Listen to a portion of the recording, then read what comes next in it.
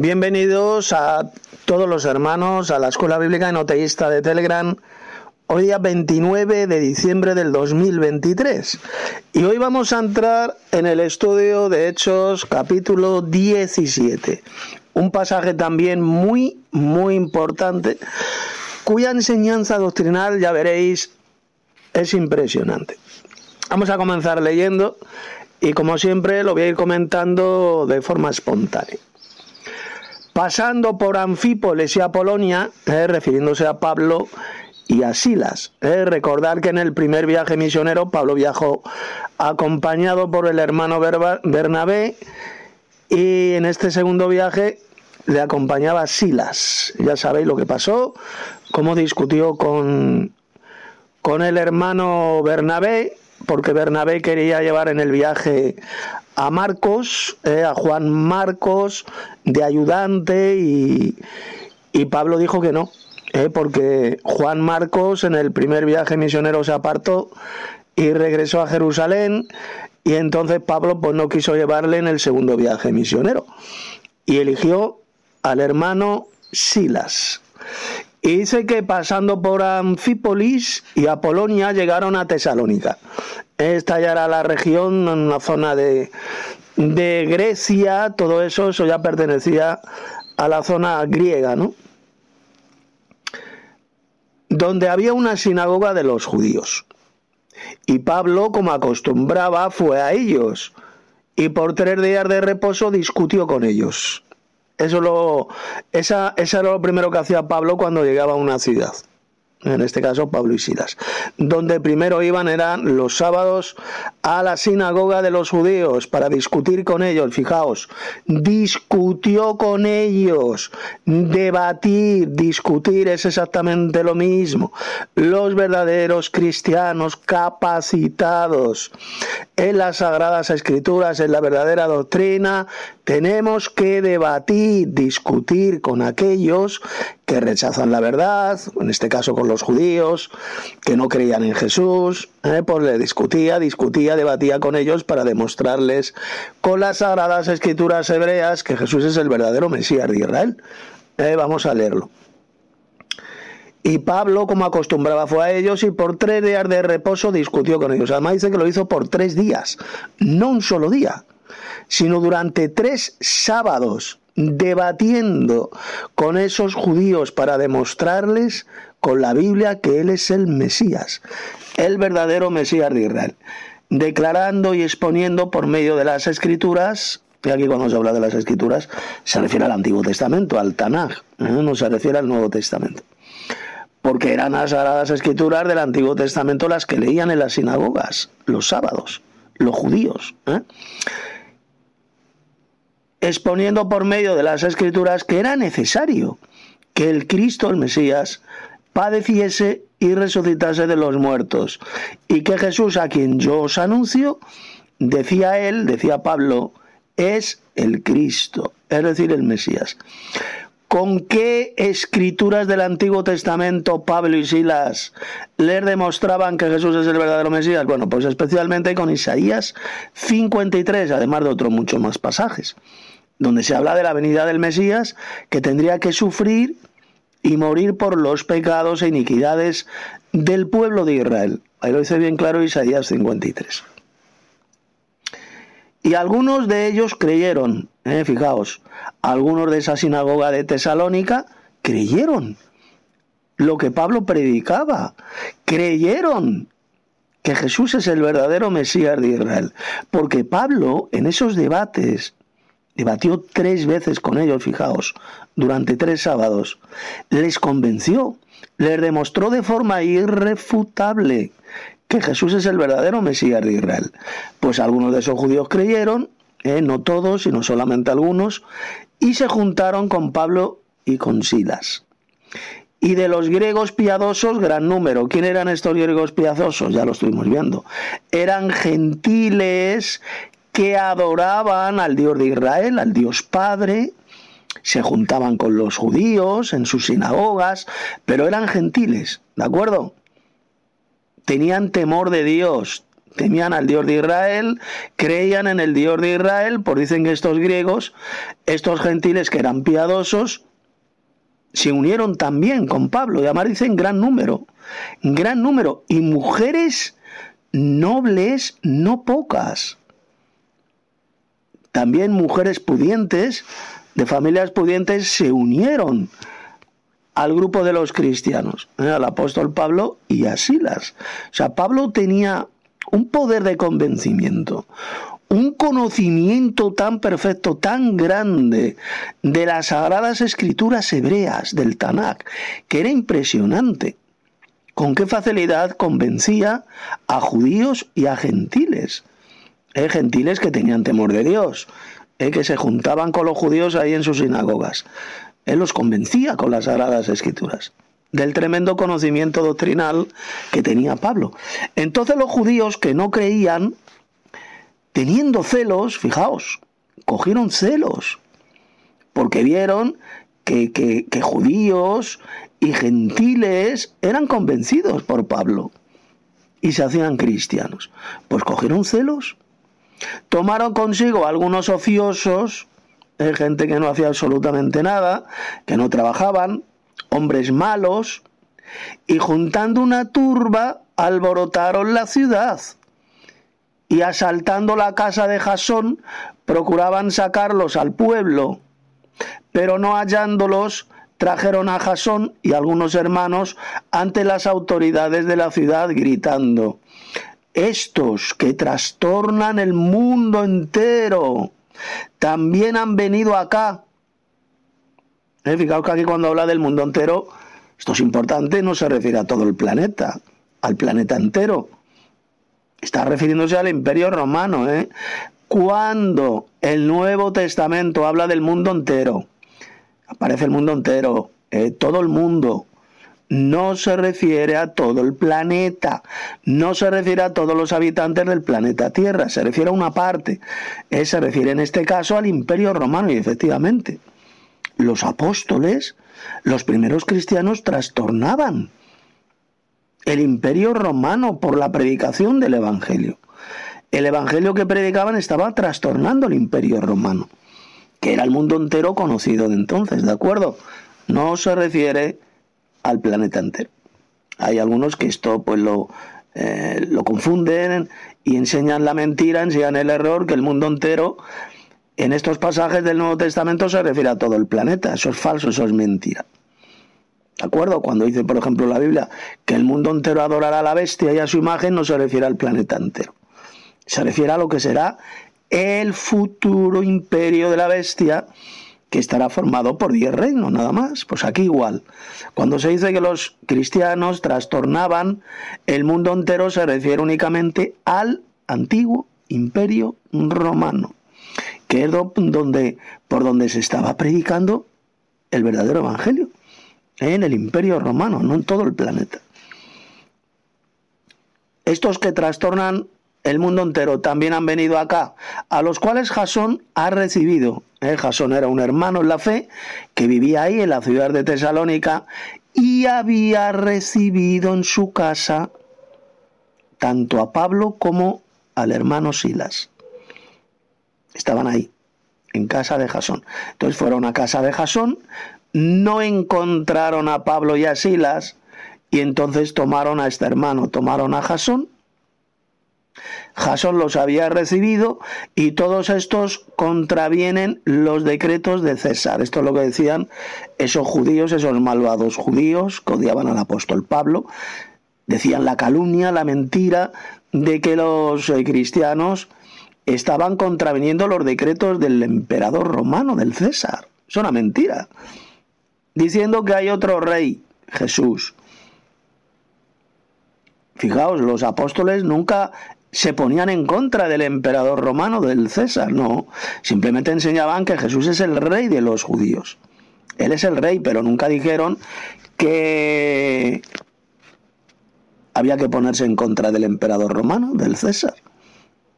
Jamás combatieron los apóstoles contra el emperador romano ni contra el imperio romano, no. Todo lo contrario, simplemente enseñaban que Jesucristo es el Rey de Reyes, es el Rey de Israel. Pues estos soltaban la mentira, la calumnia de que los cristianos iban diciendo que había otro rey que iba a destruir al emperador romano, al César. Eso era una mentira, eso era una asquerosa calumnia inventada por estos malvados, estos malditos judíos que se oponían a la predicación del apóstol Pablo y de Silas. Y dice que alborotaron al pueblo, estos judíos, alborotaron allá al pueblo, a la ciudad de Tesalónica, y a las autoridades de la ciudad, oyendo estas cosas. Pero obtenida fianza de Jasón y de los demás, los soltaron. Soltaron a Pablo y a Silas. Porque Jasón, este hermano, pagó la fianza.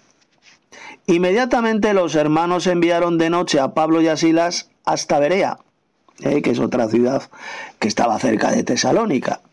Y ellos, habiendo llegado, entraron en la sinagoga de los judíos. Lo veis otra vez. Era siempre la costumbre que tenían Pablo, Bernabé y Pablo y Silas. Entrar en primer lugar en la sinagoga de los judíos para predicarles el evangelio, no para guardar el sábado, evidentemente. Pablo y Silas no guardaban el día sábado de ninguna manera. ¿Por qué iban los sábados a la sinagoga? Pues sencillamente para predicarles el evangelio y demostrarles con la Biblia que Jesús es el verdadero Mesías de Israel. Así de simple. No era para guardar el sábado. Porque los sábados es cuando encontraban a todos los judíos reunidos en las sinagogas. Por eso iban los sábados a estas sinagogas de los judíos. Dice que estos judíos de Berea, fijaos, de la sinagoga de Berea, eran más nobles que los que estaban en Tesalónica. ¿Y por qué eran más nobles estos judíos de Berea? ¿Por qué? Dice aquí, porque recibieron la palabra con toda solicitud. Es decir, y cuando dice la palabra, se refiere al evangelio, al mensaje predicado por Pablo y Silas, con toda solicitud. Dice que escudriñando cada día las escrituras para ver si estas cosas eran así. Fijaos, por eso es que eran más nobles. Los judíos de Berea, fijaos que está hablando de judíos. Era la sinagoga de judíos que había en Berea. No está hablando de una iglesia cristiana, aquí no está hablando de cristianos. Está hablando de judíos. Cada día estudiaban las Sagradas Escrituras para comprobar si estas cosas eran así. Es decir, si lo que Pablo y Silas predicaban estaba en armonía con lo que enseñan las Sagradas Escrituras del Antiguo Testamento, el Tanaj. Lo comprobaban. Por eso es que eran mucho más nobles. Investigaban las Sagradas Escrituras para comprobar si era verdad. Y dice que así que creyeron muchos de ellos, de estos judíos que vivían ahí en la ciudad de Berea. Dice que creyeron muchos. Claro, al escudriñar, fijaos la importancia que tiene estudiar, escudriñar las Sagradas Escrituras. Pues demuestran que Jesús es el verdadero Mesías, que habría de morir, que habría de sufrir, habría de morir por los pecados e iniquidades del pueblo de Israel y que habría de resucitar al tercer día. Pues muchos judíos de esta sinagoga de Berea creyeron en este mensaje de salvación.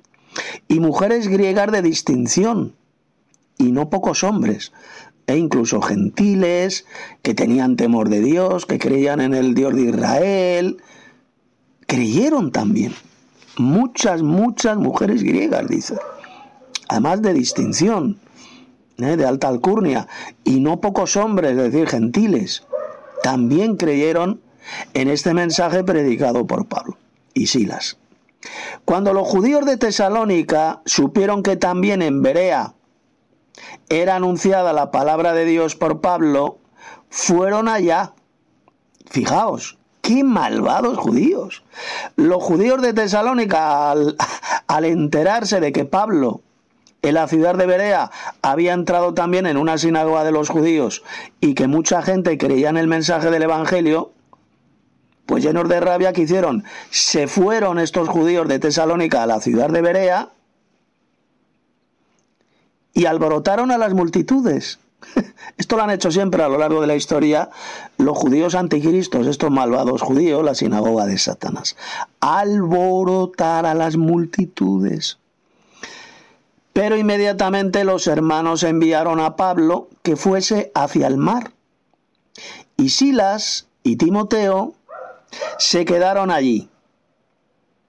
Pablo fue enviado, como dice aquí, enviaron a Pablo hacia el mar. Y Silas, que era el acompañante de Pablo, y Timoteo se quedaron allí, es decir, en la ciudad de Berea.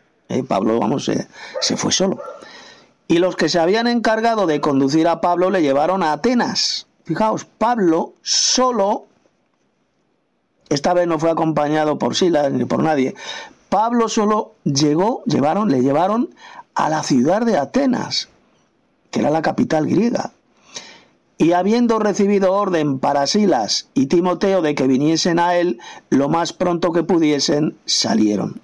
Y luego Silas y Timoteo se reunieron más tarde con Pablo.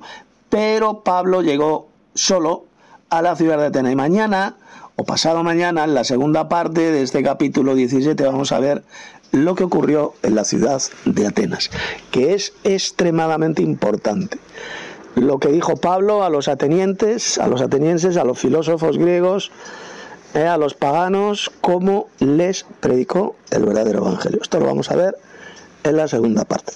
Así que bueno, dejo ya palabra a los demás para que enviáis vuestros comentarios en audio cuando queráis. Saludos hermanos, gracia y paz. Pues quería comentar Hechos capítulo 17, del 1 al 15, lo que más me ha parecido importante. Y bueno, felicitar al hermano Tito por su maravillosa exposición. Y a mí lo que más me ha gustado ha sido pues la valentía, como siempre, de Pablo, de entrar en las sinagogas y predicar la palabra de Dios. Y eso es algo pues que nosotros estamos haciéndolo en internet, estamos predicando continuamente la palabra de Dios. Retamos a muchas personas a tener debates, a discutir sobre la verdadera doctrina, y eso es algo muy bueno. Muchos salimos a las calles a predicar. Y también pues está en disonancia con otras iglesias que no hacen absolutamente nada, simplemente se reúnen allí como un club social y no salen a las calles a hacer absolutamente nada, ni predican absolutamente nada. O luego también tenemos a los testigos de Jehová, que ellos están en las calles pero son como estatuas y no hablan con nadie, no dicen absolutamente nada. Y eso es algo que es totalmente pues contrario a la palabra de Dios. Así que bueno, yo os exhorto a que sigáis predicando, que sigáis trabajando para el Señor, que aunque no veamos los frutos, pues es Dios el que está recibiéndolos y es el que va a hacer las cosas. Entonces seguir así, hermanos. Y con respecto a lo siguiente, a lo de los judíos de Berea, que escudriñaban las Escrituras, eso me ha gustado mucho. Me gusta las personas, los cristianos, ellos no eran cristianos, pero escudriñaban, ¿no? Para ver si era verdad. Y eso es algo que hacemos nosotros. Nosotros estamos todo el día escudriñando, estamos averiguando si es verdad o si no es verdad. Y esa actitud me parece que es muy buena. Y también os animo a que siempre estéis escudriñando las Escrituras en griego, en hebreo, estudiando doctrina. Y sobre todo también memorizando, porque el apóstol Pablo predicaba no solo de corazón, sino con conocimiento. Y bueno, hasta aquí mi audio, hermanos, y ya pues esperando el día de mañana con Hechos capítulo 17, parte 2. Que lo paséis bien. Excelente video, queridos hermanos. Hermano Tito, añadiendo de lo que has dicho en las enseñanzas ahí en el video, si le has preguntado alguna vez a un mal llamado testigo de Jehová o un falso testigo de Jehová, con respeto a Apocalipsis capítulo 19 a partir del verso 11, ¿qué es lo que ellos te dicen? Si te han respondido, pues me gustaría que me lo dijeras, hermano, para ir sabiendo un poco más cómo ellos responden. Y bueno, voy a compartir el video y espero que más personas conozcan la verdad.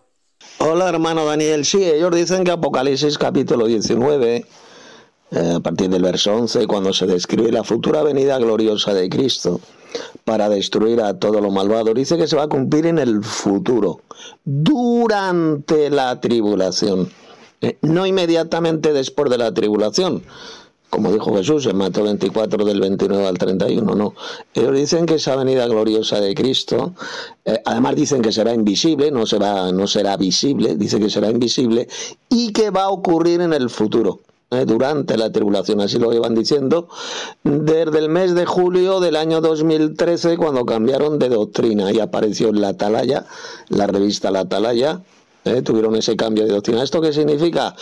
Pues que ellos mismos se suicidan, se ponen la pistola a la cabeza y se vuelan la tapa de los sesos, porque dicen que la parusía de Cristo comenzó en 1914. Dicen, todavía siguen enseñando esa doctrina de demonios, esa patraña. Por lo tanto, si según ellos la parusía de Cristo ocurrió en 1914, entonces ¿por qué ellos enseñan ahora que la parusía gloriosa de Cristo va a ocurrir en el futuro? Claro, a esta pregunta que estoy haciendo, nunca te van a contestar estos hijos del diablo, estos descerebrados al servicio de Satanás. Hermano Tito, la pasea con usted, hermano. Muchas saludos, muchas bendiciones. Qué pena molestarlo, hermano. Es que estaba leyendo aquí un versículo que pues no lo logro comprender, la verdad, hermano. Pues estuve mirando muchas interpretaciones, pero me gustaría ver si usted me pudiera ayudar, usted que tiene más experiencia, hermano. En Colosenses 2:9, donde dice que en Cristo Jesús habita corporalmente toda la plenitud de la deidad, ¿sí? Y dado el contexto, es que Pablo está diciéndole, bueno, usted lo sabe mejor que nadie, a los habitantes de Colosas que están yéndose por rudimentos básicos, que se están yendo por doctrinas diferentes, y les está diciendo que no miren a eso, sino que toda la plenitud de la deidad está en Cristo, que Cristo es el complemento, la realidad, la perfección de todo, ¿sí? Que hay que mirar es hacia Él. Entonces, me gustaría, pues, a modo grosso, así de maneras más contundente, más específico, qué quiere decir el pasaje, que en Cristo Jesús habita la plenitud de la deidad, porque hay muchas denominaciones que cada una tiene su interpretación de este versículo. Entonces me gustaría saber en realidad en qué se trata, hermano. Le agradezco mucho. ¿Qué tal, hermano Carlos? Mira, cuando el apóstol Pablo dijo ahí en la epístola a los Colosenses que en Cristo habita corporalmente toda la plenitud de la deidad, ¿qué estaba diciendo ahí?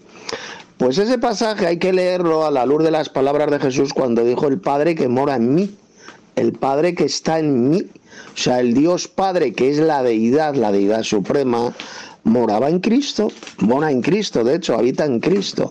En Cristo habita corporalmente toda la plenitud de la deidad, es decir, todo lo que es el Dios Padre habita en Cristo, habita en su Hijo, mora en Él. El Padre está en el Hijo, y el Hijo está en el Padre también, lo dijo Jesús. El Padre que está en mí y yo estoy en el Padre. Entonces eso es lo que significa, no que Cristo sea la deidad suprema, no, sino que en Él habita corporalmente toda la plenitud de la deidad. Cristo es la imagen del Dios Padre. Dice que Él es como dice la epístola a los Hebreos, Cristo es la imagen del Dios invisible, el primogénito de la creación. Bueno, eso viene en Colosenses. Es como dice la epístola a los Hebreos, que ahora voy a pegar aquí el pasaje. Hebreos capítulo 1, mira cómo lo dice. Él es la impronta, la imagen de Dios, la impronta de su ser. El que ve a Cristo es como si viera al Padre Celestial. ¿Por qué? Porque Cristo es su imagen, es la imagen de Dios el Padre. No es el Dios Padre, pero es su imagen. En Él habita corporalmente toda la plenitud del Dios Padre, la deidad. Cuando habla la deidad, ahí en ese pasaje de Pablo a los Colosenses, la deidad se refiere al Padre Celestial, el cual mora, el cual habita en el Señor Jesucristo. Así de sencillo, ¿no? Saludos, hermanos, gracia y paz. Bueno, voy a dar una breve aportación sobre Hechos 17, parte 1. A mí el verso que más me gustó es el verso 11, en donde dice que los judíos de Berea eran más nobles que los judíos de Tesalónica, ya que estos judíos recibieron la palabra, es decir, el evangelio, con toda solicitud, escudriñando cada día las escrituras para ver si estas cosas eran así, es decir, para ver si era cierto lo que el apóstol Pablo predicaba, de que Jesús era el verdadero Mesías de Israel.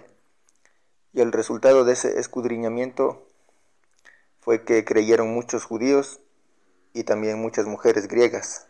Es muy importante escudriñar las Sagradas Escrituras para ver si nos están diciendo la verdad o nos están mintiendo.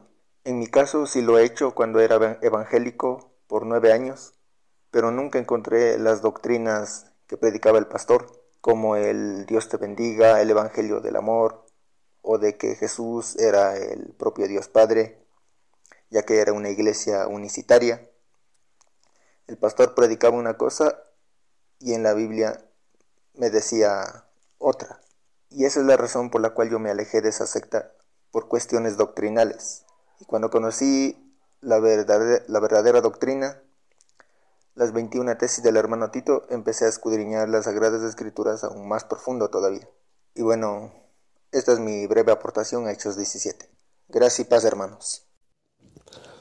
Bueno, pues vamos a entrar a estudiar la segunda parte de Hechos capítulo 17, a partir del verso 16 hasta el verso 34. Como siempre, el comentario lo voy a dar de forma espontánea, sin tener absolutamente nada preparado.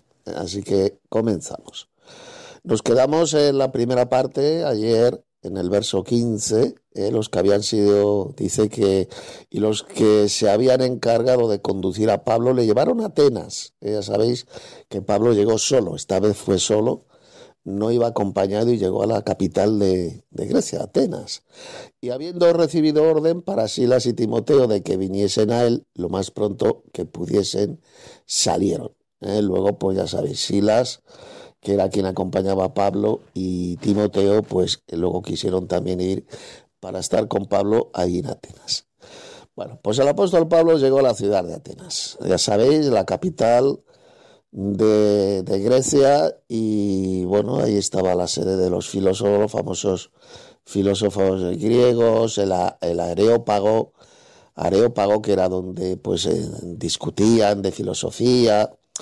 Y dice que mientras Pablo los esperaba en Atenas, ahí se quedó, ahí estaba Pablo esperando a Silas y a Timoteo, dice que su espíritu se enardecía viendo la ciudad entregada a la idolatría. El apóstol Pablo pues se enardecía, se indignaba, como los habitantes de esa ciudad pues entregaban al culto, a la adoración de falsos dioses. Ya sabéis, el panteón griego, a Zeus, Afrodita, Apolo, etcétera, etcétera, etcétera, multitud de falsos dioses inventados por los griegos, ¿no? Y Pablo estaba enardecido a ver toda esa idolatría. Dice lo siguiente: así que discutía en la sinagoga con los judíos y piadosos, y en la plaza cada día con los que concurrían. Fijaos que primero hacía lo que siempre hacía Pablo cuando llegaba a una ciudad. Entraba en la sinagoga de los judíos y una vez más, como podéis ver, dice que discutía con ellos. O dicho en otras palabras, debatía con ellos en base a las Sagradas Escrituras, al Tanakh. Tenía debates con esos judíos. Fijaos la importancia de los debates doctrinales con aquellos que se oponen al Evangelio y a la verdadera doctrina. El apóstol Pablo lo hacía. Así que aquellos que enseñan, estos falsos maestros y falsos cristianos, que un cristiano nunca debe debatir con nadie, no debe discutir, debatir, pues están engañados por Satanás. Por supuesto, para poder debatir con otros sobre doctrina tienes que estar capacitado, como lo estaba el apóstol Pablo. O sea, cualquiera no puede debatir, tener debates doctrinales con judíos y con cualquier otro. A ver si creéis que es que cualquier cristiano puede debatir. No, hay muchos cristianos que no están capacitados para debatir sobre doctrina. No tienen esa capacidad. El apóstol Pablo la tenía, por ejemplo. Recordad que él fue fariseo, estudió a los pies del fariseo Gamaliel y tenía un conocimiento tremendo de las Sagradas Escrituras del Antiguo Testamento, del Tanakh. Entonces, por eso es que entraba a las sinagogas y discutía con estos judíos y les demostraba con las Escrituras que Jesús es el verdadero Mesías, ¿de acuerdo? Él estaba totalmente capacitado para debatir. Hay muchísimos cristianos que no tienen esta capacidad mental, que no tienen este conocimiento de la verdadera doctrina y no están capacitados para debatir. Muchas veces lo que hacen es el absoluto ridículo. Quedan en ridículo porque no tienen esa capacidad para debatir. Pero Pablo sí que la tenía. Y además dice que discutía en la plaza cada día con los que concurrían, no solamente pues debatía con judíos, sino también debatía con filósofos, como vamos a ver ahora. Y algunos filósofos de los epicúreos, que era una secta de ahí de Grecia, y de los estoicos, que era otra secta, disputaban con Pablo y unos decían: ¿qué querrá decir este palabrero? Y otros: parece que es predicador de nuevos dioses, porque les predicaba el evangelio de Jesús y de la resurrección. Fijaos cómo estos filósofos griegos, pues muchos no entendían lo que predicaba el apóstol Pablo, no sabían lo que quería decir, le consideraban un palabrero, es decir, o un charlatán, que es lo mismo, palabrero que charlatán, y otros filósofos griegos pues le consideraban como un predicador de nuevos dioses. ¿Por qué? Porque les predicaba el evangelio de Jesús y de la resurrección. Fijaos, ya Pablo pues predicaba, enseñaba que Jesús es un Dios, que murió y que resucitó al tercer día. Y dice verso 19, y tomándole, le trajeron al Areópago, diciendo: ¿podremos saber qué es esta nueva enseñanza de que hablas? El Areópago era un lugar, un edificio grande, donde los filósofos griegos se reunían ahí para debatir, para discutir, para conocer nuevas creencias. Eran muy aficionados a esto los habitantes de Atenas. Y le decían a Pablo: pues traes a nuestros oídos cosas extrañas. Queremos pues saber qué quiere decir esto. Tenían curiosidad. Querían conocer el evangelio porque, bueno, les gustaba conocer ideologías nuevas, religiones nuevas, dioses nuevos, y querían escucharle, le daban la oportunidad de que pudiese hablar ahí en el Areópago. Y dice: porque todos los atenienses y los extranjeros residentes ahí en ninguna otra cosa se interesaban sino en decir algo nuevo. Ese es, por así decirlo, el deporte que tenían, el deporte nacional. Los atenienses se interesaban, en lo que más se interesaban, en oír ideologías nuevas, cosas nuevas, religiones nuevas. Y ahora viene el discurso de Pablo. Fijaos lo que les dijo Pablo a los atenienses. Entonces Pablo, puesto en pie en medio del Areópago, dijo: varones atenienses, en todo observo que sois muy religiosos. Fijaos cómo comienza a predicarles el apóstol Pablo. O sea, Pablo no les empezó a atacar, a decir: he observado que sois unos asquerosos y malditos idólatras. Tampoco les predicó el falso evangelio que predican los falsos evangelistas y falsos pastores evangelocos. Quien quiere aceptar a Jesús como su Salvador, que pase al frente, que repita esta oración: Dios os ama, Jesús os ama. Fijaos que Pablo no les dijo absolutamente nada de eso. Tampoco los condenó al infierno, diciéndole que eran unos malditos idólatras que se iban a condenar. ¿Cómo comienza Pablo? Pues comienza reconociendo lo religiosos que eran. Observo que sois muy religiosos. Fijaos con qué tacto les habló Pablo. Porque pasando y mirando vuestros santuarios, Atenas estaba repleto de altares, de santuarios dedicados a sus falsos dioses, a Júpiter o a Zeus. Ya sabes que Zeus era en Grecia y en Roma los romanos le llamaban Júpiter, pero se referían al mismo falso dios. Y al resto de falsos dioses del panteón griego. Bueno, pues había montones de altares por toda la ciudad de Atenas. Pues resulta que dice: hallé también un altar en el cual estaba esta inscripción: al Dios no conocido. Por si a los atenienses, a estos filósofos se les olvidaba algún dios, pues tenían un altar también con una inscripción que ponía: dedicado al Dios no conocido. Y ahora fijaos, utilizando Pablo esa inscripción que aparecía ahí en ese altar, pues mira lo que les dijo: al que vosotros adoráis, pues sin conocerle, es a quien yo os anuncio. Pregunto, ¿a qué Dios se estaba refiriendo Pablo cuando habla aquí del Dios no conocido? Al cual anunciaba Pablo. ¿A quién se refería? Se refería a un monstruo de 3 cabezas, un falso Dios trino, que es el que predican estos hijos del diablo, la iglesia de Satanás en la tierra, que es la iglesia católica romana, y también las sectas evangelocas, que predican al mismo falso Dios trino. ¿Se estaba refiriendo Pablo a Jesús? ¿Quién era este Dios no conocido al cual Pablo predicaba? Como dice el verso 24, el Dios que hizo el mundo y todas las cosas que en él hay, siendo Señor del cielo y de la tierra. Dice que no habita en templos hechos por manos humanas, ni es honrado por manos de hombres, como si necesitase de algo. Pues Él es quien da a todos vida y aliento y todas las cosas. Y de una sangre ha hecho todo el linaje de los hombres, para que habiten sobre la faz de la tierra, y les ha prefijado el orden de los tiempos y los límites de su habitación, para que busquen a Dios, si en alguna manera palpando puedan hallarle, aunque ciertamente no está lejos de cada uno de nosotros. Porque en Él vivimos y nos movemos y somos, como algunos de vuestros propios poetas también han dicho, porque linaje suyo somos, o hijos de Dios somos, somos hijos de Dios, linaje. Siendo pues linaje de Dios, es decir, hijos de Dios, no debemos pensar que la divinidad sea semejante a oro o plata o piedra, escultura de arte y de imaginación de hombres.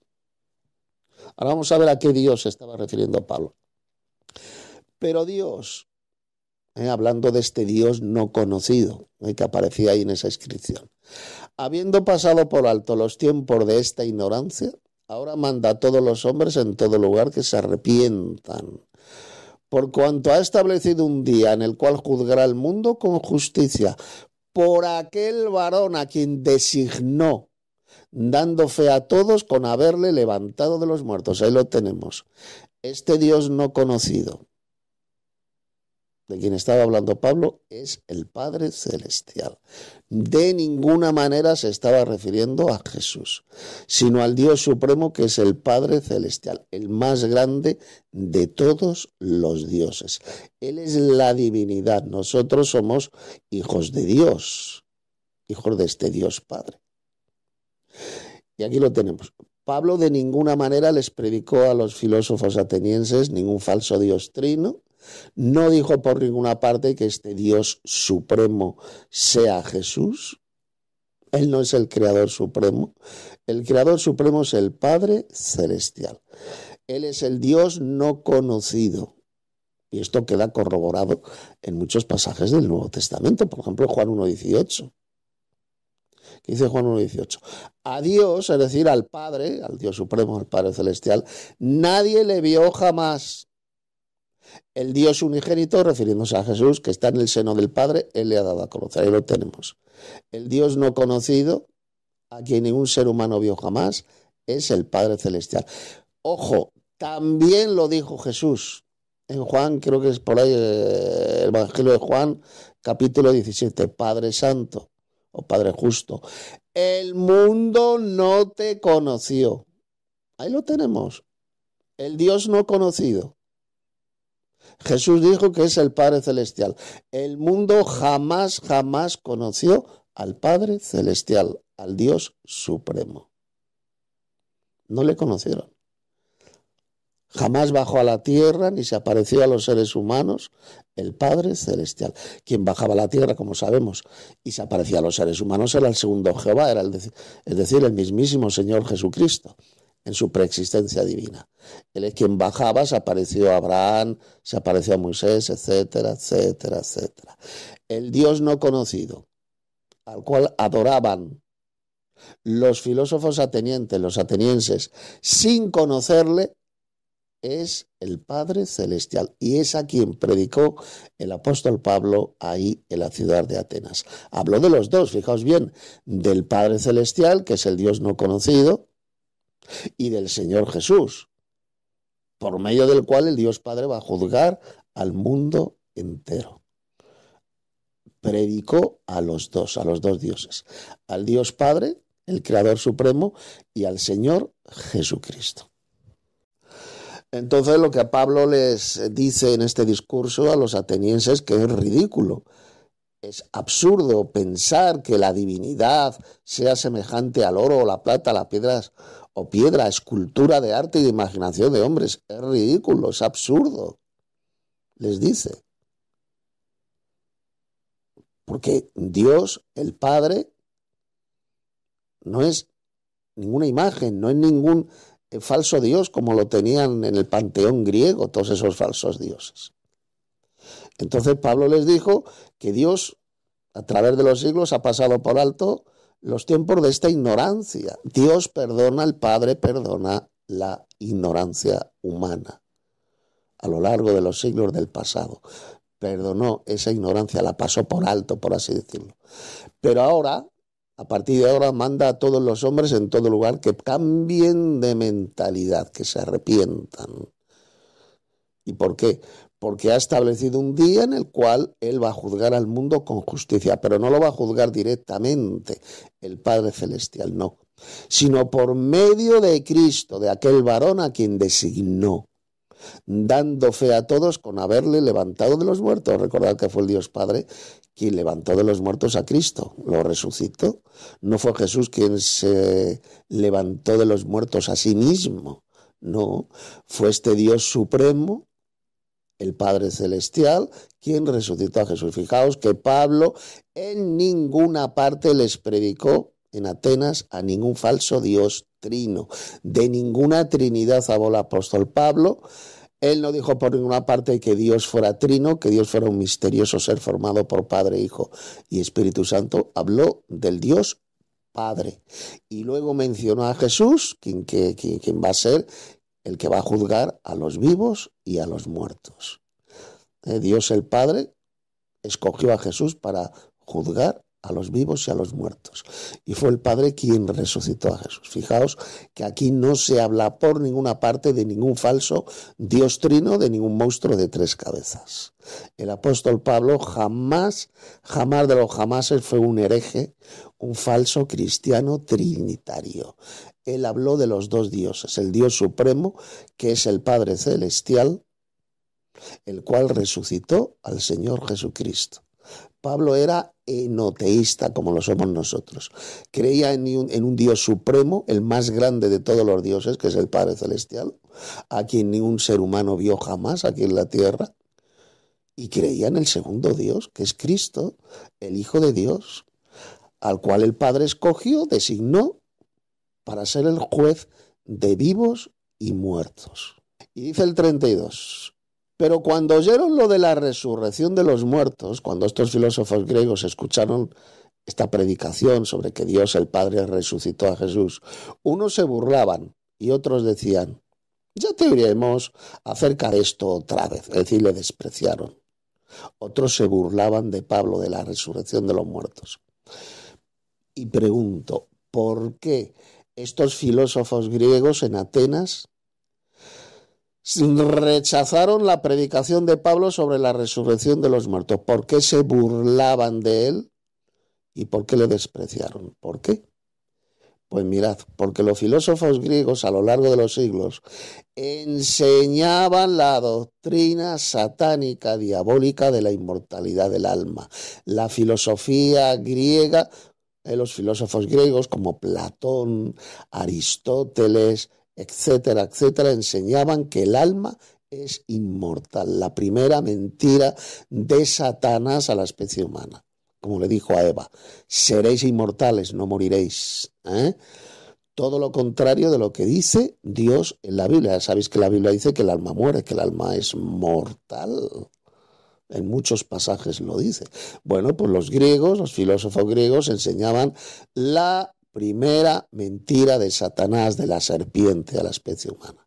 Que el alma es inmortal, que nosotros realmente no morimos, sino que seguimos vivos en un más allá, que nuestra alma es inmortal una especie de fantasma que sale del cuerpo y por ahí sigue viviendo en un más allá.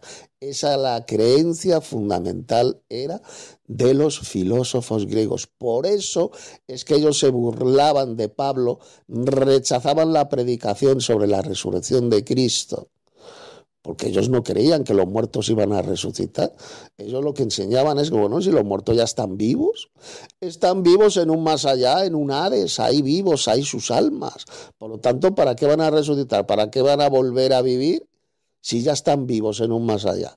Eso es lo que pensaban los filósofos griegos. La misma mentira del diablo está de la inmortalidad del alma, que luego fue introducida por falsos cristianos, por apóstatas de la fe, fue introducida en la cristiandad apóstata, en la Iglesia Católica Romana, y de ahí pasó al resto de sectas, de religiones falsas que salieron de la Iglesia Católica.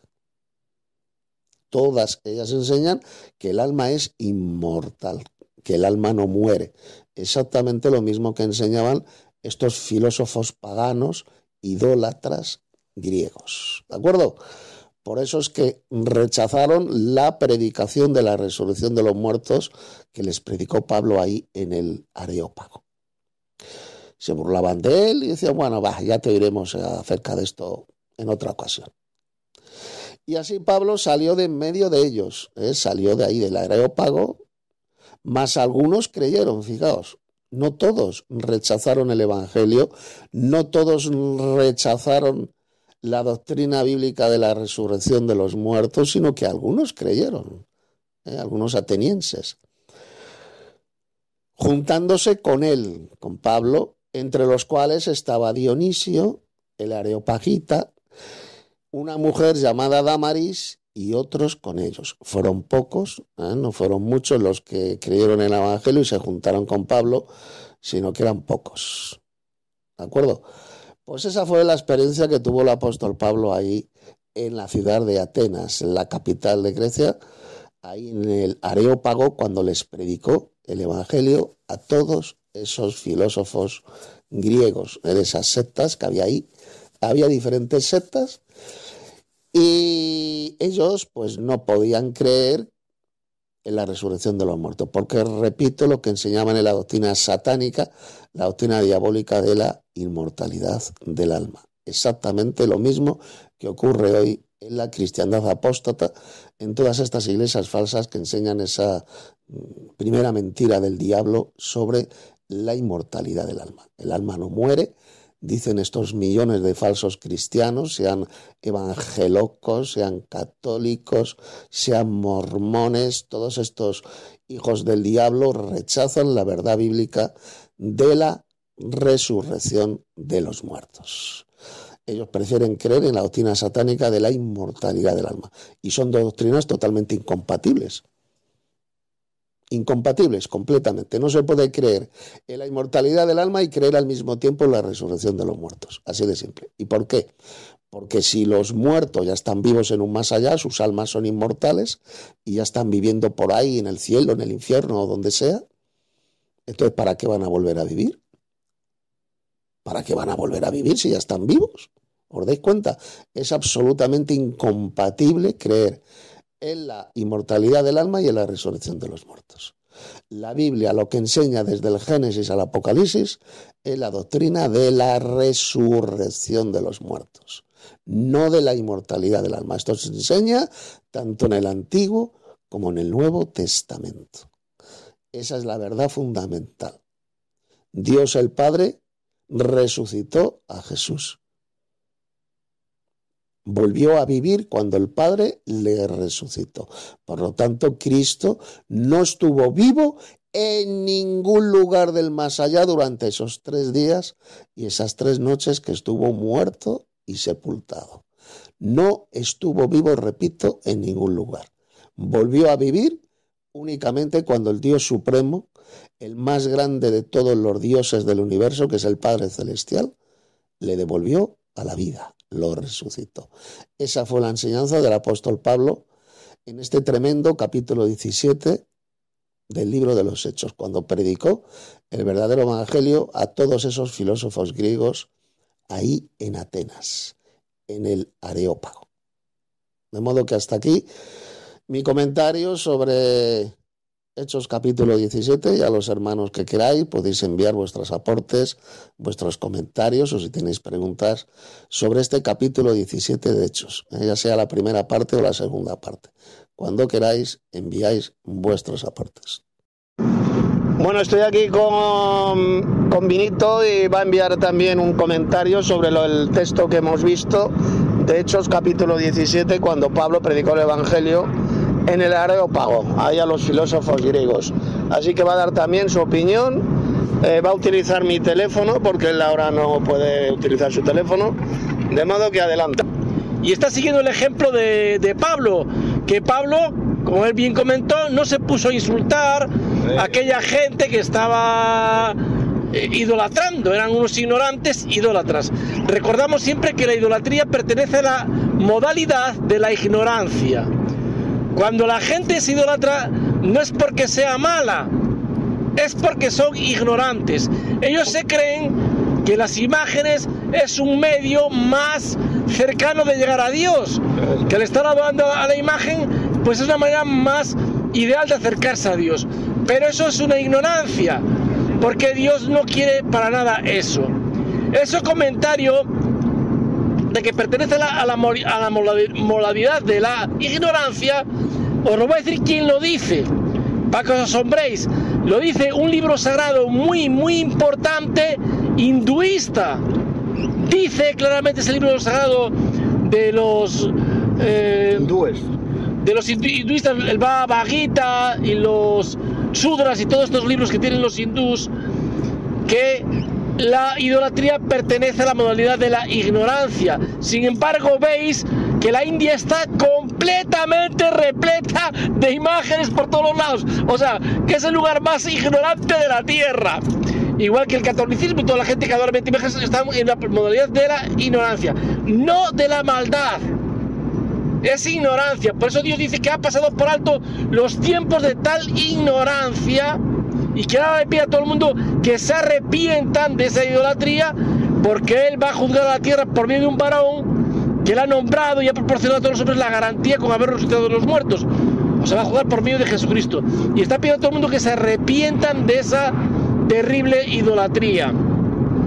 Y Pablo utilizó muy bien, como bien dijo Tito, el punto de apoyo de ellos. O sea, los alabó porque eran religiosos. Al Dios no conocido, la inscripción. Claro, les alabó porque eran religiosos y después los recondujo al verdadero Dios, utilizando muy hábilmente que ellos tenían ese templo al Dios desconocido.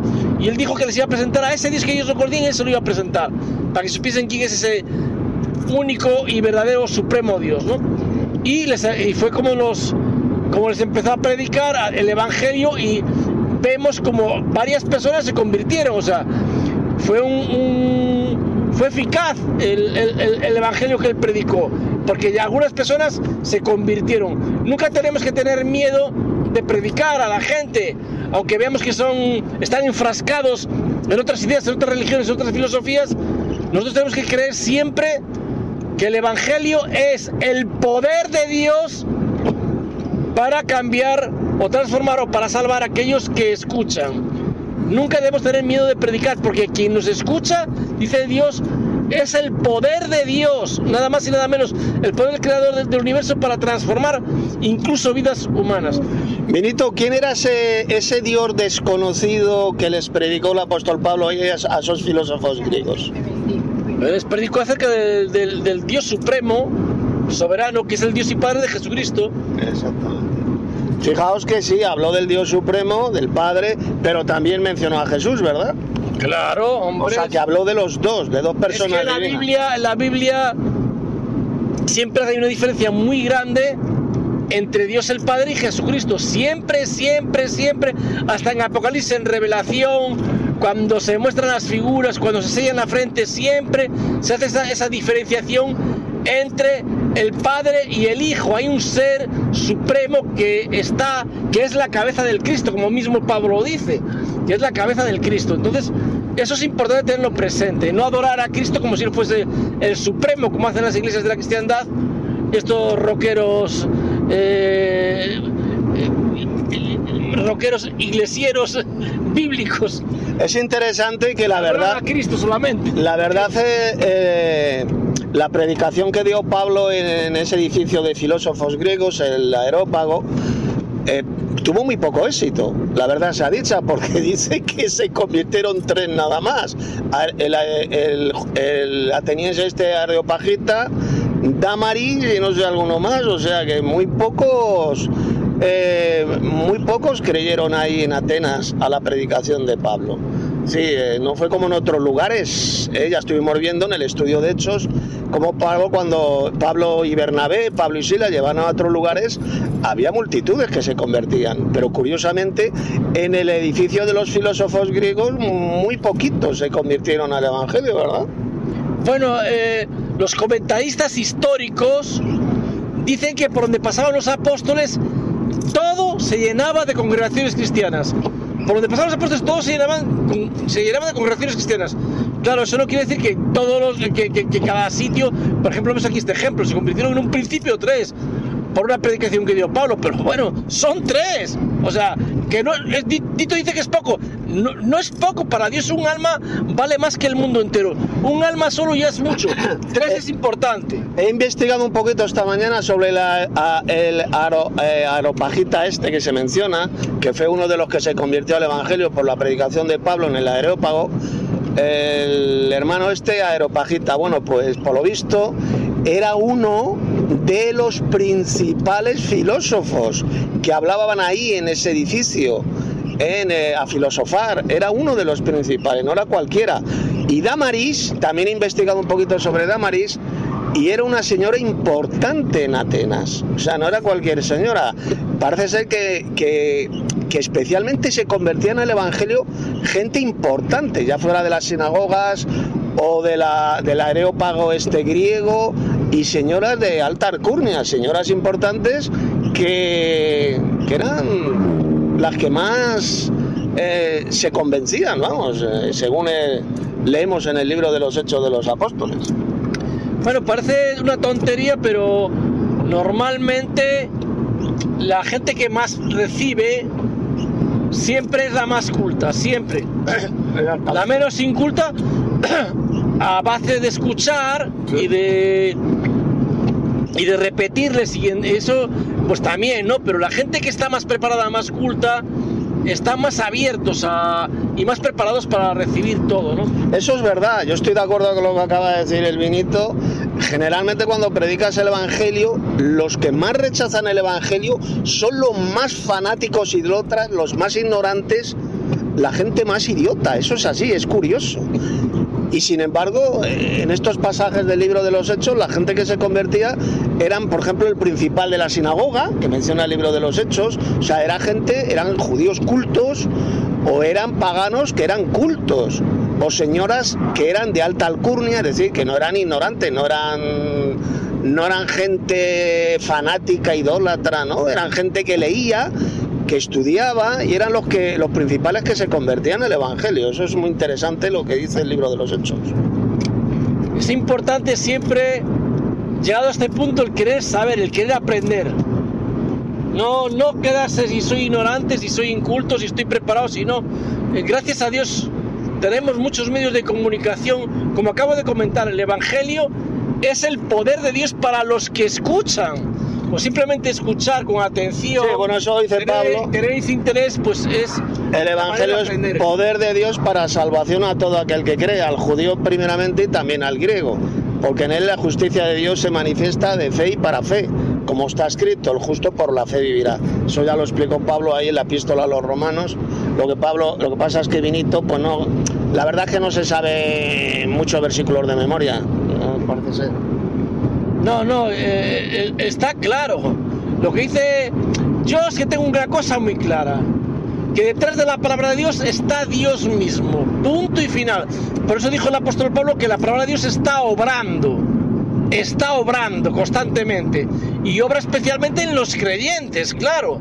Dice que la espada de Dios tiene poder, que es más aguda que una espada de 2 filos. O sea, la palabra de Dios está viva, está obrando, y la palabra de Dios, aparte de eso, es como una espada, y es algo vivo, porque Dios mismo, con el Espíritu Santo, está detrás. Eso es lo que quiere decir. Entonces, ¿Por qué es el poder de Dios? ¿Por una palabra que está escrita ahí? No, porque Dios mismo está detrás. Por eso dice claramente el apóstol Pablo que la obra es de Dios.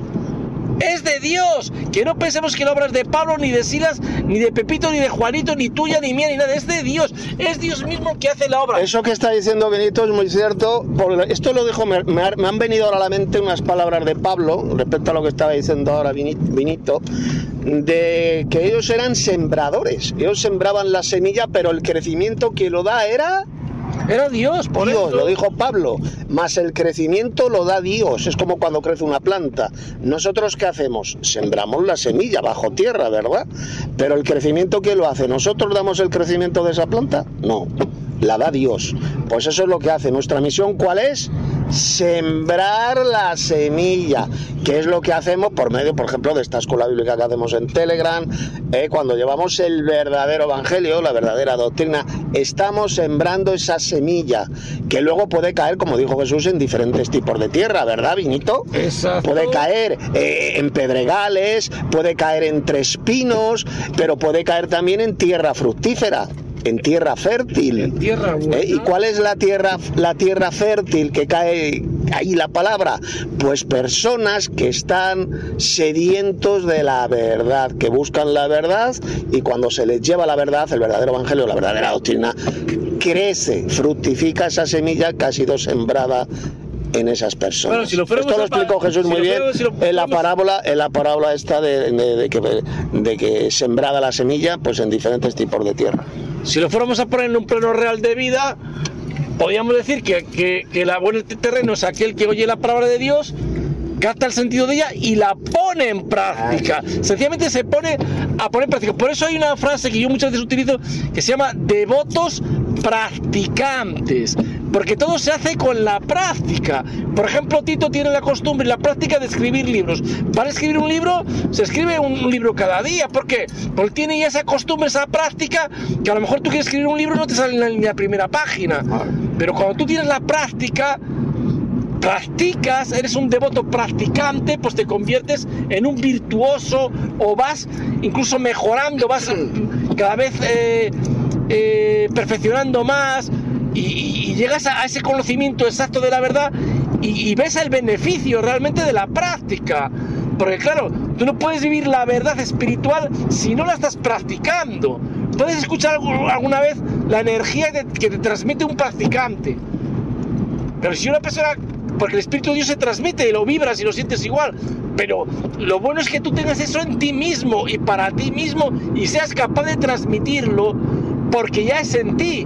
Es tu costumbre practicar o tener ese buen hábito o esa buena práctica, y eso es lo que dice Jesucristo. Esa palabra es clave, lo que ha dicho Vinito, de la práctica, ponerlo en obra. Ha puesto el ejemplo, por ejemplo, de yo escribir libros, ¿no? Yo llevo haciendo libros doctrinales de hace muchos años. ¿Por qué? ¿Por qué sé escribir perfectamente libros doctrinales sobre la verdadera doctrina?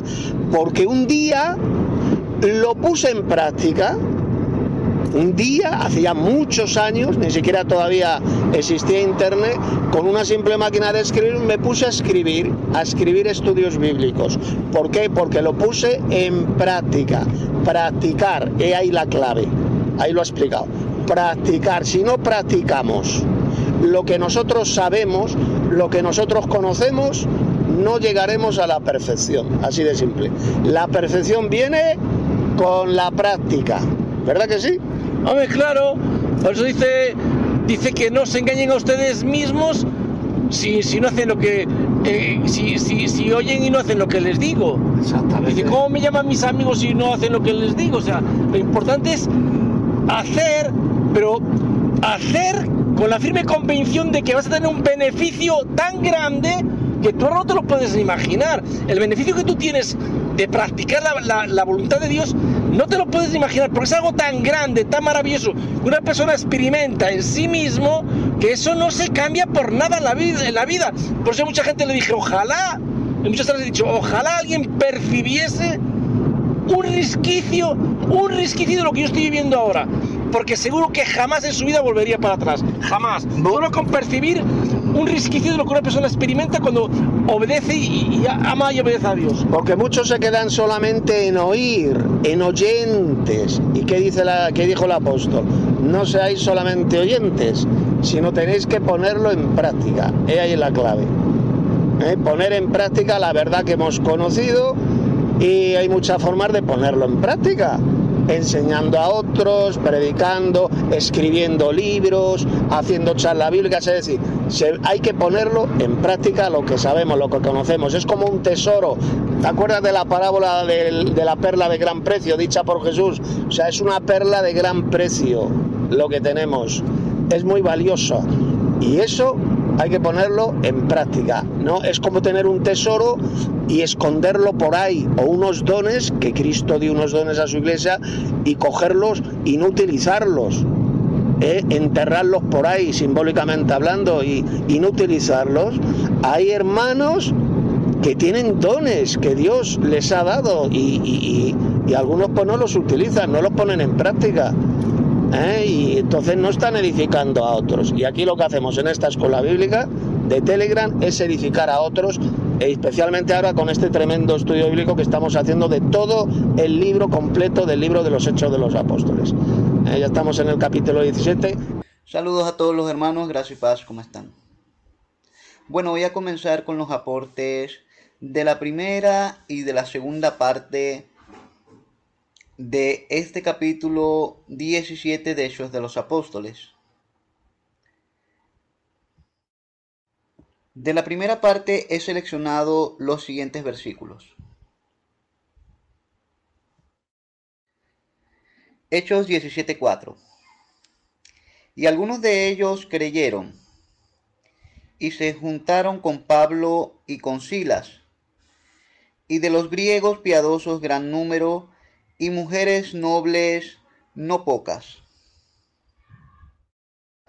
Este texto demuestra que hubieron personas ricas, adineradas, que creyeron como estas mujeres. Por lo tanto, esa doctrina de que un santo de Dios no puede ser rico es una mentira del diablo, porque este texto aquí demuestra todo lo contrario. Hechos 17:5.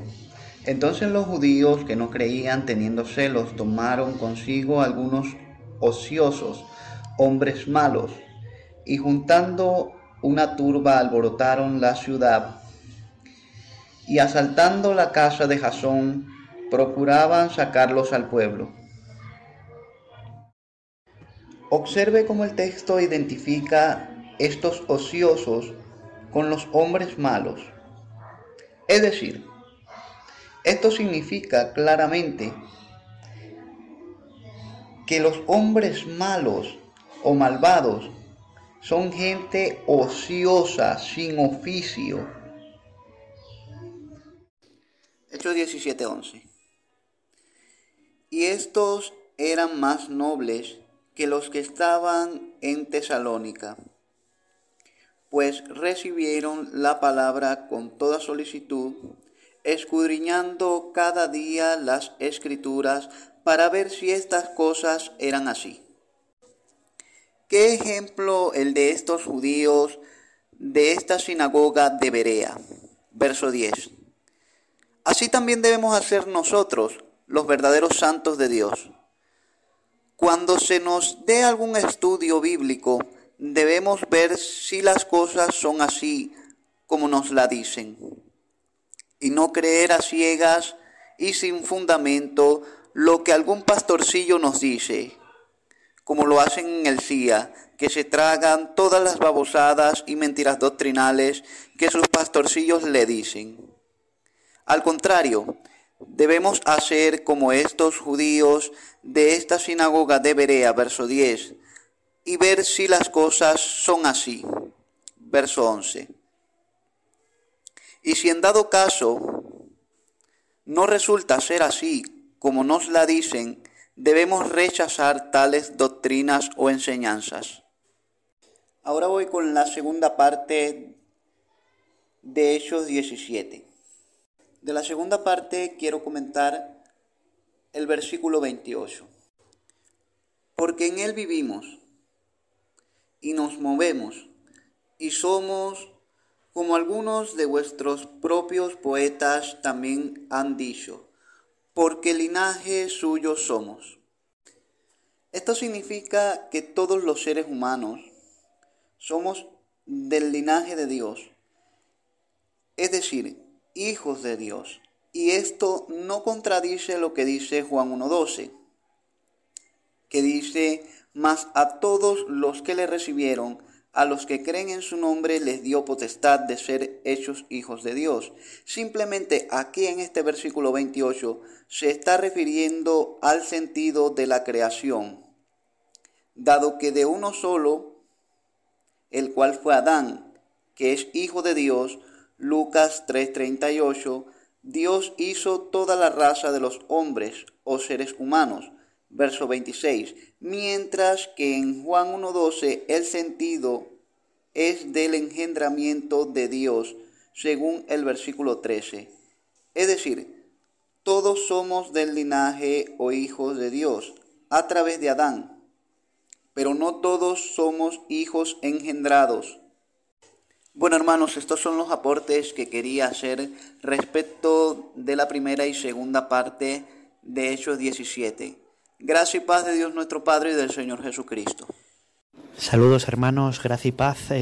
Yo quiero dar mi aporte a Hechos capítulo 17 parte 2 y lo que más me ha gustado, así brevemente para que mi audio no sea muy largo, es la valentía de Pablo. Me parece que es magistral el discurso que les da, la predicación que les da delante de tantas personas allí en Grecia, y es algo que tenemos que hacer nosotros, tenemos que continuar predicando y siendo valientes como él. Luego me gustó mucho cómo explica en esa predicación a Dios Padre y a Dios Hijo, los dos dioses, me gusta muchísimo, y como no mete por ningún lado al Espíritu Santo, dice que el Espíritu Santo es una tercera persona divina. Eso es algo muy importante. La principal doctrina de la Biblia siempre es el Padre y el Hijo, el Padre y el Hijo, y como aquí está explicando al Padre, y eso es algo muy muy muy bonito de escuchar y de leer.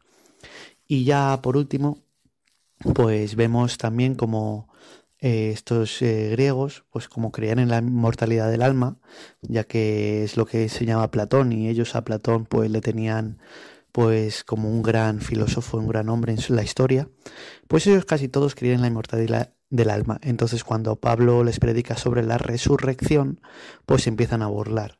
Y fijaos cómo esa doctrina griega se introdujo en la Iglesia a través de la Iglesia Católica y la empezaron a enseñar pues durante los siglos, pero es algo totalmente contrario a la Biblia y a la enseñanza de Dios, que dice que la doctrina correcta es la doctrina de que cuando morimos pues dormimos, desaparecemos y volveremos a vivir cuando Dios nos resucite. No hay nadie en el cielo por ahí cantando el Cumbayá ni en el infierno siendo torturado. Simplemente la verdadera doctrina es la de la resurrección. Y bueno, y por último, y no menos importante, pues aunque se convirtiesen solo 3 personas y quisiesen seguir al Señor Jesús, pues eso no nos tiene que desanimar. Mejor 3 que 0.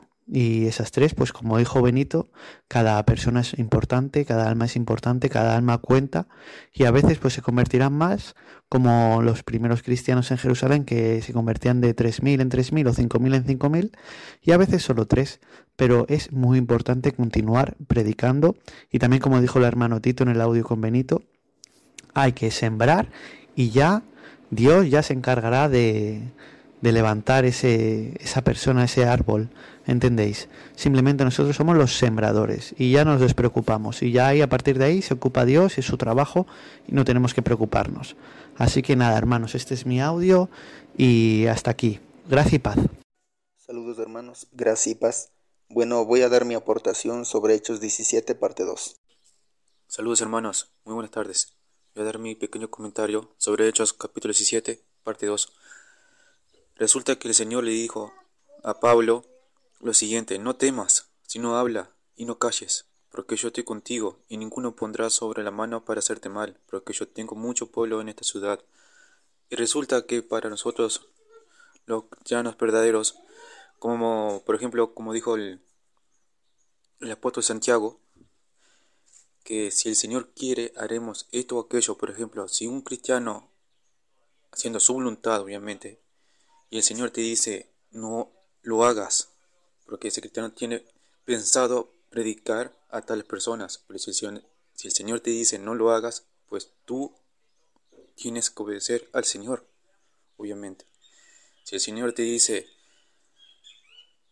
predica la palabra en tal lugar, y uno tiene que obedecerlo, como lo tenemos aquí, el ejemplo, aquí, como el Señor le dijo al apóstol Pablo. Por tanto, esto es muy fundamental entender lo que enseñó el apóstol Santiago. Si el Señor quiere, haremos esto o aquello, y no conforme a nuestra voluntad. Así pasa, hermanos, de nuestro amado Padre Celestial y de nuestro Señor Jesús, nuestro hermano mayor, el Mesías de Israel. Los textos que voy a comentar son los siguientes: Hechos capítulo 17, verso 16 y Hechos capítulo 17, verso 22. Mientras Pablo los esperaba en Atenas, su espíritu se enardecía viendo la ciudad entregada a la idolatría. Entonces Pablo, puesto en pie en medio del Areópago, dijo: Varones atenienses, en todo observo que sois muy religiosos. Como podemos ver, Atenas era una ciudad religiosa, ya que estaba entregada a la idolatría. La idolatría es un acto de fornicación espiritual y que consiste en adorar a dioses falsos. Esto significa que la religiosidad está relacionada con la idolatría. Un ejemplo de idolatría en nuestra era moderna la tenemos en la Iglesia Católica Romana, la cual es una iglesia satánica que está completamente entregada a la idolatría. Dentro de esta iglesia hay muchos religiosos hipócritas y también religiosas, los cuales tienen un fanatismo extremo, son idólatras, tienen una obsesión muy fuerte por la religión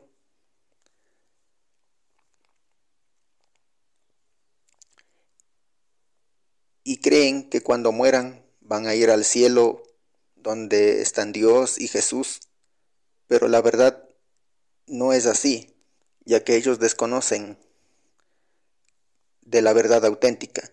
A nosotros, los cristianos bíblicos verdaderos, nos tachan de fanáticos religiosos. ¿Y por qué hacen esto? Pues, primero, por la ignorancia, ya que desconocen cuál es la verdadera doctrina cristiana. Y al tacharnos de fanáticos religiosos, ellos creen que los verdaderos hijos de Dios somos miembros de alguna secta de las hijas de la gran ramera, sean mormones, testigos de Jehová, adventistas, pentecostales, bautistas, etc. Pero en realidad no somos miembros de esas organizaciones satánicas, sino que simplemente somos hermanos en la fe.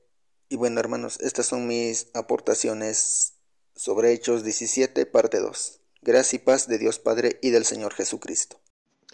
Voy a enviar ya el último audio sobre este estudio que hemos hecho de este tremendo capítulo de Hechos, capítulo 17.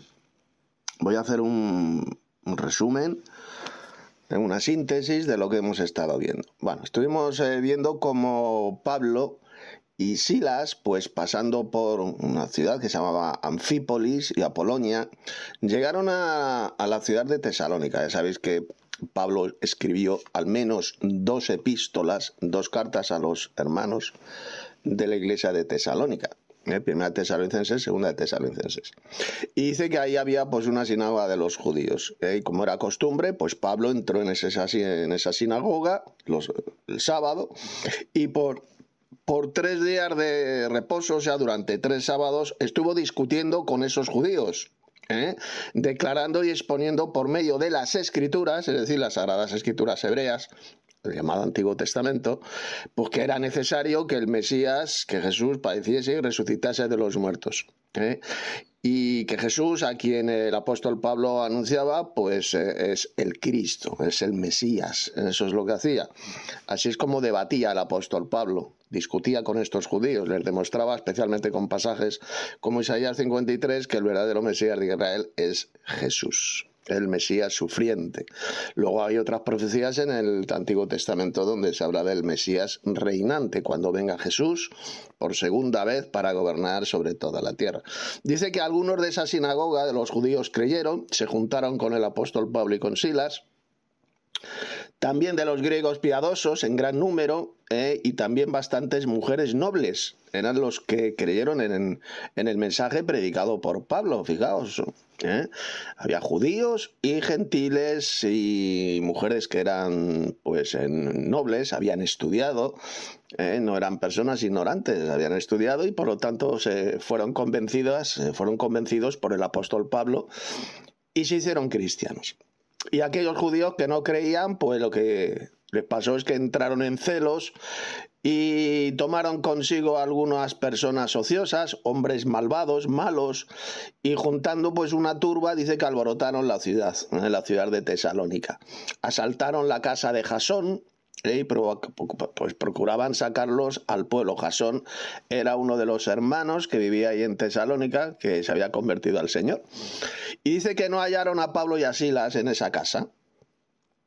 Entonces dice que trajeron a Jasón y a algunos hermanos ante las autoridades de la ciudad, diciendo a grito pelado pues que estos hermanos estaban trastornando el mundo entero. Y también habían llegado allí a esa ciudad, a Tesalónica.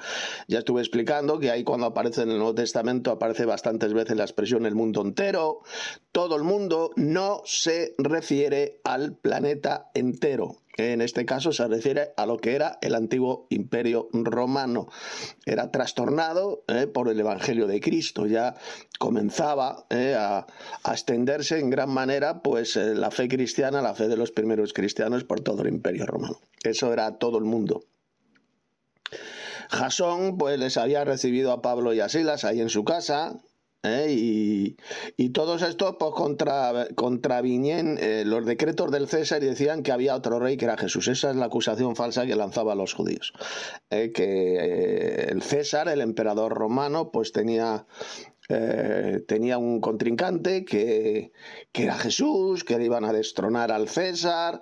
Esa es la mentira que lanzaban estos judíos, siempre calumniando, siempre mintiendo a lo largo de la historia. Dice que alborotaron al pueblo y a las autoridades de la ciudad. Entonces dice que obtenida fianza de Jasón y de los demás los soltaron. Se habían capturado a Pablo y a Silas y Jasón, este hermano, pagó la fianza y los soltaron.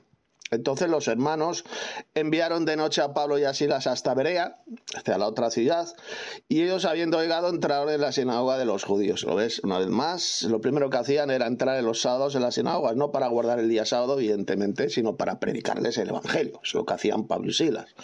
Ellos no observaban el día sábado de ninguna manera. ¿Por qué iban entonces los sábados a la sinagoga de los judíos? Pues repito, porque eran los días sábados cuando se reunían ahí los judíos y tenían la oportunidad de predicarles el Evangelio. Y dice que estos judíos de Berea eran más nobles que los judíos que estaban en Tesalónica. ¿Y por qué? Porque dice que recibieron el mensaje, la palabra, con toda solicitud. Dice que escudriñaban, que estudiaban cada día las escrituras, es decir, el Tanaj del Antiguo Testamento, para comprobar si las cosas que predicaban Pablo y Silas pues eran así. Eran verdad. Esa es la actitud que también tenemos que tener los verdaderos cristianos, escudriñar, estudiar las Sagradas Escrituras para comprobar si lo que nos enseñan en las iglesias es verdadero o falso. Esta es la actitud correcta, la que tenían estos judíos de la iglesia, de la sinagoga, no era una iglesia, de la sinagoga de Berea. Dice que muchos creyeron en el mensaje predicado por Pablo y Silas, mujeres griegas de distinción, también bastantes hombres.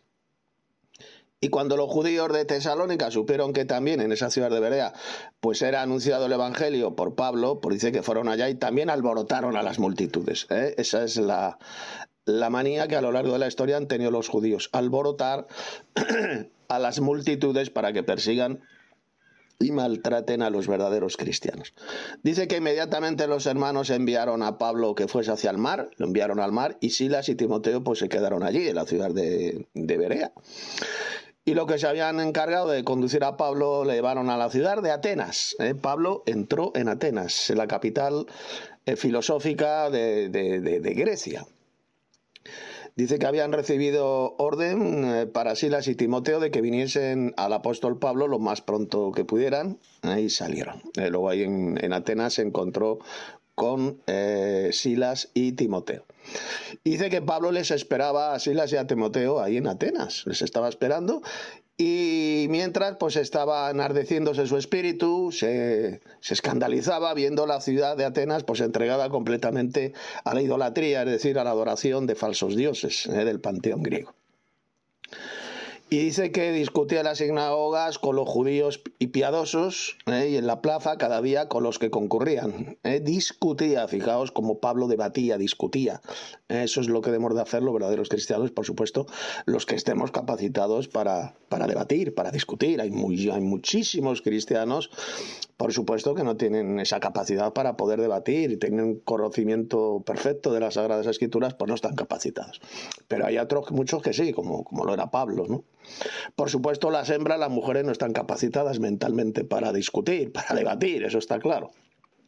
Jamás en la historia ha existido ninguna hermana que haya sido una buena teóloga y que hayan discutido, hayan debatido sobre doctrina. Jamás, nunca ni lo menciona la Biblia, ni jamás ha existido en la historia, y ni hoy en día tampoco existen. O sea, ¿por qué? Porque las hembras no tienen esa capacidad mental para poder debatir sobre doctrina. No la tienen.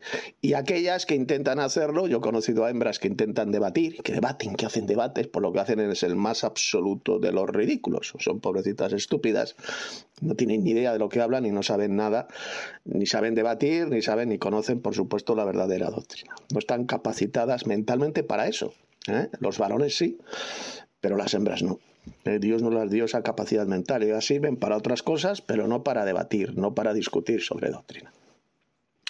Bueno, pues dice que tomaron a Pablo y le trajeron al Areópago. El Areópago era un edificio grande donde discutían ahí los filósofos, porque ahí tenían la manía en Atenas, los habitantes de Atenas, en escuchar nuevas doctrinas, nuevas cosas, nuevas religiones, conocer nuevos dioses. Pablo se indignó, ya digo, tremendamente, porque estaba en la ciudad entera entregada a la más repugnante idolatría, a adorar a esos falsos dioses. Querían escuchar algo nuevo, esos atenienses, entonces le llevaron allá a Pablo. Dice que los atenienses y los extranjeros residentes en Atenas, pues en ninguna otra cosa se interesaban sino solamente en decir y en escuchar algo nuevo. Ese era, por así decirlo, el deporte nacional, el deporte que tenían ahí en Atenas, escuchar filosofías nuevas. Dice que Pablo se puso en pie en medio de ese edificio del Areópago. ¿Y qué les dijo Pablo? Pues en primer lugar comenzó diciéndoles que eran muy religiosos.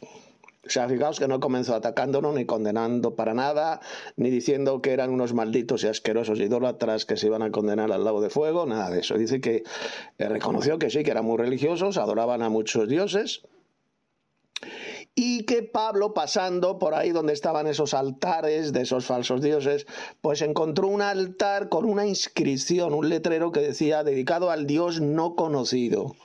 Y a ese Dios que ellos adoraban sin conocerle, pues es a quien el apóstol Pablo les predicaba, les anunciaba, refiriéndose evidentemente al Padre Celestial. Aquí cuando se habla del Dios no conocido, el Dios que hizo el mundo y todas las cosas que en él hay, siendo Señor del cielo y de la tierra, y que no habita en templos hechos por manos humanas, ni es honrado por manos de hombres, como si necesitara algo de nosotros, se refiere evidentemente al Padre Celestial, al Dios Supremo. No se refiere de ninguna manera a Jesús, y tampoco se refiere a ningún falso Dios trino, a esa especie de monstruo con 3 cabezas al cual adoran millones y millones de falsos cristianos, evangelocos y también falsos cristianos católicos. Adoran a un monstruo de 3 cabezas al cual llamarán Dios trino. Y no, Pablo no les predicó a ese falso Dios, les predicó en primer lugar al Padre Celestial, al Dios Supremo. Él es el Dios no conocido, ya lo dijo hasta el propio Jesús. Evangelio de Juan, capítulo 17, Padre justo, el mundo no te conoció. Juan 17 creo que es el verso 15. Ahí lo tenemos, refiriéndose al Padre. Y en Juan 1:18, pues ya estuvimos viendo lo que dice. A Dios, al Padre, nadie le vio jamás. Nadie, ningún ser humano jamás vio al Padre Celestial, aquí en la tierra. Y luego dice, el Dios unigénito que está en el seno del Padre, fijaos lo que dice, Él le ha dado a conocer. Jesús vino a la tierra para darnos a conocer al Dios desconocido. Vino a la tierra para darnos a conocer al Padre Celestial, al Dios Supremo, al más grande de todos los dioses del universo. A este Dios desconocido, Jesús nos dio a conocer. Vino al mundo, Jesús descendió del cielo para darnos a conocer a este Dios Padre, ¿de acuerdo? Repito, no se refiere a ningún falso Dios trino, este Dios desconocido tampoco es Jesús, sino que es el Padre Celestial. Y Jesús vino para darnos a conocer al Padre Celestial. Ahí lo dice bien clarito, Juan 1:18. Dice que el Dios Padre, pues de una sangre ha hecho todo el linaje de los hombres, efectivamente todos procedemos de Adán y Eva, para que habiten sobre la faz de la tierra, y les ha prefijado el orden de los tiempos y los límites de su habitación. ¿Esto qué significa? Que les ha prefijado los tiempos, el orden de los tiempos, las eras, y también los límites de su habitación. Cada nación tiene un límite de habitantes, los límites de su habitación, de sus fronteras. Eso lo prefijó ya Dios, el Padre, el Dios Supremo. ¿Y para qué? Para que busquen a Dios y en alguna manera, palpando, pues puedan hallarle. Dijo Pablo, y ciertamente Dios el Padre no está lejos de cada uno de nosotros, porque en Él vivimos y nos movemos y somos. Y esto lo decían hasta los propios poetas de Atenas, los filósofos griegos, algunos. Dijo Pablo, porque linaje suyo somos. Esto lo reconocían hasta filósofos griegos paganos. Linaje suyo somos, o dicho en nuestras palabras, que somos hijos de Dios. Dice Pablo, y siendo pues linaje de Dios, es decir, hijos de Dios, pues les dijo Pablo, no debemos pensar que la divinidad, es decir, el Padre Celestial, sea semejante a oro, a plata o a piedras, escultura de arte y de imaginación de hombres. Es decir, el verdadero Dios, el único Dios verdadero, el Padre Celestial, no es ninguna imagen. No se le puede de ninguna manera representar con ninguna imagen. No es semejante ni al oro, ni a la plata, ni a la piedra, no. ¿Y qué más dijo Pablo? Que Dios, pues habiendo pasado los tiempos de esta ignorancia, habiendo pasado por alto, ha pasado por alto durante siglos, pues a la maldad del ser humano, ahora, en este tiempo, con la venida de Jesús, manda a todos los seres humanos y en todo lugar, es decir, en todo el planeta, que se arrepientan. Eso es lo que Dios manda. Es decir, que cambien de mentalidad. En griego, metanoia, cambio de mente. ¿Y por qué tenemos que cambiar de mentalidad? ¿Por qué tenemos que arrepentirnos? Por cuanto ha establecido Dios el Padre un día en el cual va a juzgar al mundo con justicia. Todos vamos a pasar por este juicio, por el tribunal de Cristo. Todos los seres humanos, los vivos y los muertos, va a juzgar. Y lo va a juzgar por medio de aquel varón a quien designó Dios el Padre, dando fe a todos con haberle levantado de los muertos, es decir, lo va a juzgar por medio de Jesús. Fue Dios el Padre quien lo resucitó de entre los muertos al tercer día. Y dice el texto bíblico que cuando los atenienses escucharon esto de la resurrección de los muertos, ¿qué hicieron? Pues dice que se burlaban de Pablo, unos decían y otros decían que, bueno, ya Pablo, ya te escucharemos acerca de esto en otro día, otra vez. No podían creer en la resurrección de los muertos. ¿Por qué? Porque estos filósofos griegos lo que enseñaban es la doctrina satánica y antibíblica de la inmortalidad del alma. Ellos enseñaban que el alma no muere, que cuando morimos una especie de fantasma sale de nuestro cuerpo y seguimos por ahí viviendo en un más allá, en un más allá. Eso es la doctrina del alma inmortal y que no, que en realidad la muerte no existe, que seguimos por ahí vivos. Lo cual está totalmente en contra de la enseñanza bíblica. La Biblia lo que enseña es la resurrección de los muertos, es decir, que vamos a volver a vivir cuando resucitemos. En nosotros no existe ningún alma inmortal, el ser humano no es inmortal, la Biblia dice en montones de pasajes que somos mortales, que morimos. El alma que peque esa morirá, dice la Biblia. ¿De acuerdo? Somos seres humanos, somos almas mortales. Eso es lo que enseña la Sagrada Escritura y es todo lo contrario de lo que enseñaban los filósofos griegos como Platón, Aristóteles, Sócrates, etcétera, etcétera, etcétera. Y al creer en Atenas que el alma es inmortal, por eso se burlaban de la predicación del apóstol Pablo, al enseñar la doctrina de la resurrección de los muertos. Eso se burlaban y decían, bueno, vale, ya te escucharemos otro día, que es lo que le dijeron al apóstol Pablo. Dice que Pablo salió de en medio de ellos, salió del Areópago, salió de Atenas, pero algunos creyeron. Dice que algunos atenienses creyeron en el mensaje del Evangelio predicado por Pablo, se juntaron con él, entre los cuales estaba Dionisio el Areopagita. Dionisio el Areopagita parece ser que era un filósofo griego, tenía bastante cultura, era inteligente y por eso creyó en el Evangelio y se unió al apóstol Pablo y a Silas. También creyó una mujer llamada Damaris y otros con ellos. No fueron muchos los que creyeron allí en Atenas en el verdadero Evangelio, pero bueno, fueron algunos y se juntaron con Pablo, con Silas, con el resto de los hermanos. Hasta aquí el estudio, por tanto, de Hechos capítulo 17 y mañana entraremos a estudiar Hechos capítulo 18. Nos despedimos, por tanto, y que la gracia y la paz de Dios nuestro Padre y del Señor Jesús el Mesías sea con todos los verdaderos hermanos en la verdadera doctrina.